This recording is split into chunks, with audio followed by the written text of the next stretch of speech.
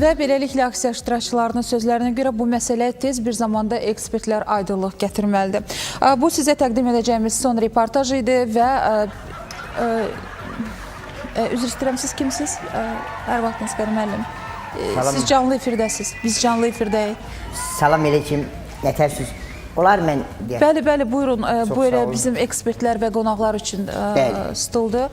Xoş gəlmişsiniz, özünüzü təqdim edin. Çox sağ olun. Bir damcı hündür deyib. Bəli. Çox sağ olun. Özünüzü zəhmət olmasa təqdim eləyin. Qonaq olmalıdır. Aytəkin xanım. Aytən Səfərova. Aycan. Bəli. Aytən xanım, çox sağ olun. Mənə dəvətinizə görə sizə dərin minnətdarlığımla bərabər təşəkkürümü də həmçinin vurğulayıram. Bəli, təşəkkür edirəm. Mən özüm Respublikada tanınan və sevilən, seçilən uzman Qılman Hoca Təkbarmağam. Mən çıxdım sizin verilişinizə dərin təşəkkürümü bildirəm. Çünki mən ATV kanalına çıxanda mənim toylarım kalendarlandı. Aydındır. Üzr istəyirəm. Deməli, oldunuz uzman doktor. Bəli, uzman Qılman Hoca. Uzman doktor, yəni sizə Qılman deyərək. Qılman müəllim. Əsl adım uzmandır, Qılman. Aydındır, başa düşdüm. Qılman müəllim, mən sizi çox gözəl başa düşdüm. Bəli. Beləliklə, ilk sualım bir qədər əvvəl elə bu haqda süjet getdi. Deməli, bilirsiniz ki, neft hasil edən ölkələr təşkilatı, APEC üzvləri son bir həftə ərzində aktiv neft quyularının sayını 2 qat deməli artırıblar və bu da son il yarımda maksimum say deməkdir. Sizcə bu artım ümumi qloballaşma prosesinə hansı təsir göstərəcək və featureslərin aşağı düşməsinə gətirib çıxaracaq ya ümumiyyətlə gətirib?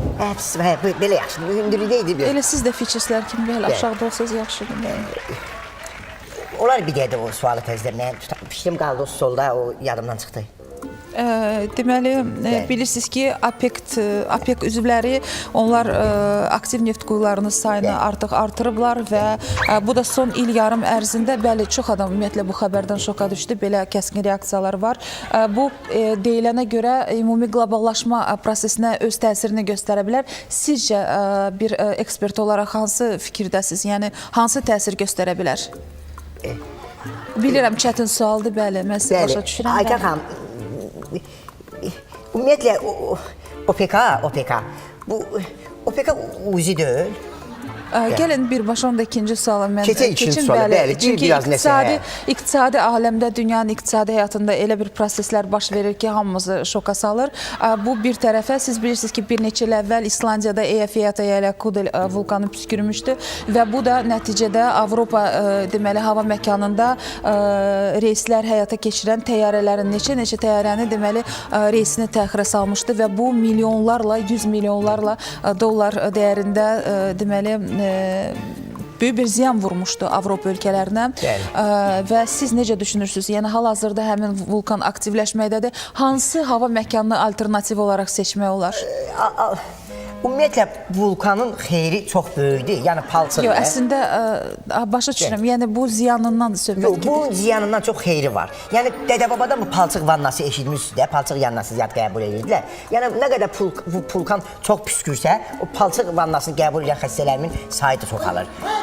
Bəli, başa düşürəm. Mən səni axtarıram, sən burada neyinir, sənə suallara salam edirik. Nədir o? Şirinin birisi qızını qaçırtmağa getməliyik, dur get buyur. Dəlləri kim istəyir? Mən cəmaat qarşısında biabır elədiniz. Buyurun. Heç olmasa mədəniyyət qəribə istəyirlər.